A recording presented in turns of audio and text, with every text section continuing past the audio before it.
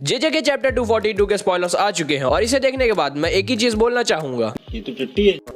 नहीं गेगे, मैं मानता हूँ तुमने गोजो वर्सेस सुगना लिखी है जो one of the most hyped fight है एनिमे हिस्ट्री की, लेकिन इसका मतलब ये नहीं होता कि आप हाइप बना के एक्सपेक्टेशंस की मार लो। एनीवे तुम्हें भी बताता हूँ कि गेगे ने इस चैप्टर में क्या हगा है, लिखा है। सो इस चैप्टर का नाम है stupid survivor rise up. Chapter के स्टार्ट में किंजाकू एक स्पेशल ग्रेड कर्स को समन करता है जिसका नाम ओकुरो ओहदाके होता है। साला ये कर्स भी काकाशी के खानदान से, बट उस कर्स को तकाबा तुरंत ही ट्रक की हेल्प से क्रश कर देता है। किंजाकू फिर पुलिस ऑफिसर बन के इन्वेस्टिगेशन करने पहुंचता है। जानता हूँ चुदियापा लग रहा है बट सुनना तो पड़ेगा अगर आगे के चैप्टर समझने हैं तो। एनीवे किंजाकू टकाबा के ऊपर ड्रिंक एंड ड्राइव का एलिगेशन लगाता है और उसे एक बैग में ब्रीथ मीन सांस लेने को बोलता है उसका ब्लड अल्कोहल लेवल चेक करने के लिए। लेकिन जिस बैग में किंजाकू टकाबा को एयर ब्लो करने के लिए बोलता है उसमें गोल्ड फिश होती है और किंजाकू कहता है कि अगर ये फिश मरी तो वो टकाबा को अरेस्ट कर लेगा, बट वो फिश पहले से ही मरी हुई थी। फिर टकाबा और किंजाकू दोनों ही डॉक्टर बनते हैं और उस फिश का इलाज करने की कोशिश करते हैं, बट किंजाकू टकाबा के ऊपर डेफिब्रिलेटर्स लगा देते। डेफिब्रिलेटर्स को तुमने मूवीज में देखा होगा जो यूज होते हैं पेशेंट को इलेक्ट्रिक चार्ज या शॉक देने के लिए। वो लोग उस फिश को नहीं बचा पाते और इससे टकाबा बहुत ही ज्यादा डिप्रेस हो जाता है,